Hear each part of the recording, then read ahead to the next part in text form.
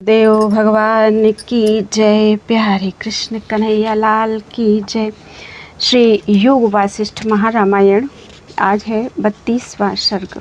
श्री राम जी ने पूछा, हे भगवान, असत सत की नाई होके जो स्थित हुआ है वह बालक को अपनी परछाई में बैताल बत भासता है। सो जैसे हुआ तैसे हुआ। आप यह कहिए कि दाम ब्याल कट के दुख का अंत कैसे होगा। वशिष्ठ जी बोले, हे राम जी, जब उनको यमराज ने अग्नि में भस्म कराया तब यमराज से किंकरों ने पूछा कि हे प्रभु, इनका उद्धार कब होगा। तब यमराज ने कहा, हे किंकरों, अब ये तीनों आपस में बिछुड़ जाएंगे और अपनी संपूर्ण कथा सुनेंगे, तब निस्संदेह मुक्त होंगे। यही नीति है। राम जी ने फिर पूछा, हे भगवान, वह वृत्तांत कहाँ सुनेंगे, कब सुनेंगे और कौन निरूपण करेगा। वशिष्ठ जी बोले, हे राम जी, कश्मीर देश में कमलों से पूर्ण एक बड़ा ताल है और उसके निकट एक छोटा ताल है। उसमें वे चिर पर्यंत बारंबार मत्स्य होंगे और मत्स्य का शरीर त्याग करके सारस पक्षी होके कमलों के ताल पर रहकर कमल कमलिनी और उत्पलादिक फूलों में विचरेंगे और सुगंध को लेते चिरकाल व्यतीत करेंगे।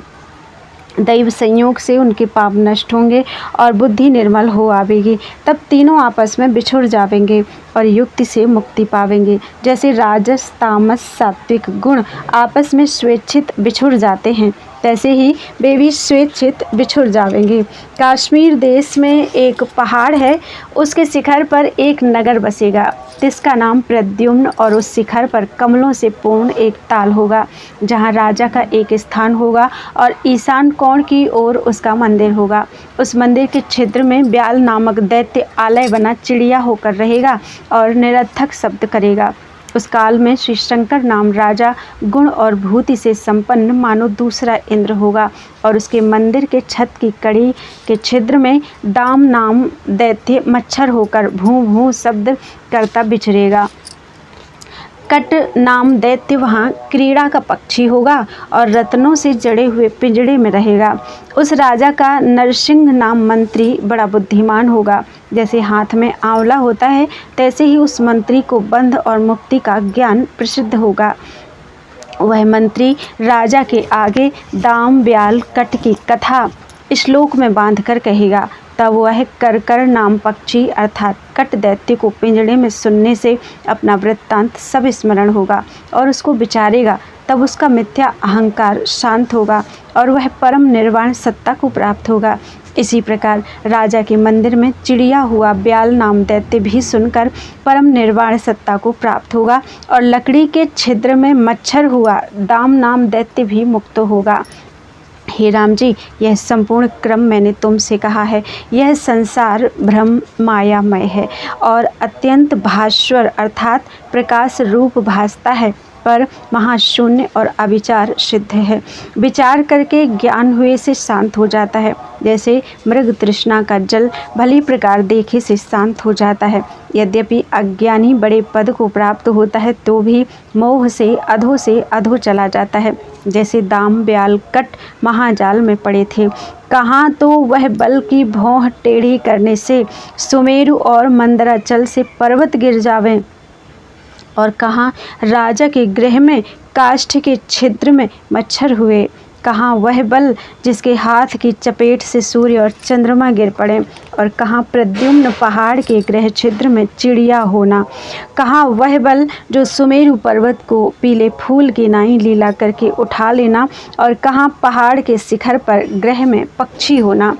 एक अज्ञान रूपी अहंकार से इतनी लघुता को जीव प्राप्त होते हैं और अज्ञान से रंजित हुए मिथ्या भ्रम देखते हैं। प्रकाश रूप चिदाकाश सत बिना इनको भासता है और अपनी वासना की कल्पना से जगत सत रूप भासता है। जैसे मृग तृष्णा का जल भ्रम से सत भासता है, तैसे ही अपनी कल्पना से जगत सत भासता है। इस संसार समुद्र को कोई नहीं तर सकता। जो पुरुष शास्त्र के विचार द्वारा निर्वासनिक हुआ है और जो संसार निरूपण शास्त्र का, जिसका प्रकाश रूप शब्द है, आश्रय करता है, यह संसार के पदार्थों को शुभ रूप जानता है, इससे नीचे गिरता है। जैसे कोई गड्ढे को जल रूप जान के स्नान के निमित्त जावे और गिर पड़े। हे राम जी, अपने अनुभव रूपी प्रसिद्ध मार्ग में जो प्राप्त हुए हैं उनका नाश नहीं होता, वे सुख से स्वच्छंद चले जाते हैं। जैसे पथिक सूधे मार्ग में चला जाता है। ब्रह्म निरूपक शास्त्र निर्वेद मात्र मार्ग हैं और संसार निरूपक शास्त्र दुखदायक मार्ग हैं। यह जगत असत रूप और भ्रांति मात्र है। जिसकी बुद्धि इसी में है कि ये पदार्थ और ये सुख मुझको प्राप्त हों, वे इस प्रकार संसार के विषय की तृष्णा करते हैं और अभागी हैं। और जो ज्ञानवान पुरुष हैं उनको जगत घास और तृण की नाई तुच्छ भासता है। जिस पुरुष के हृदय में परमात्मा का चमत्कार हुआ है वह इस ब्रह्मांड खंड लोक और लोकपालों को तृणवत देखता है। जैसे जीव आपदा को त्यागता है तैसे ही उसके हृदय में ऐश्वर्य भी आपदा रूप त्यागने योग्य है। इसे हृदय से निश्चयात्मक तत्व में रहो और बाहर जैसा अपना आचार है तैसा करो। आचार का व्यतिक्रम ना करना, क्योंकि व्यतिक्रम करने से शुभ कार्य भी अशुभ हो जाता है।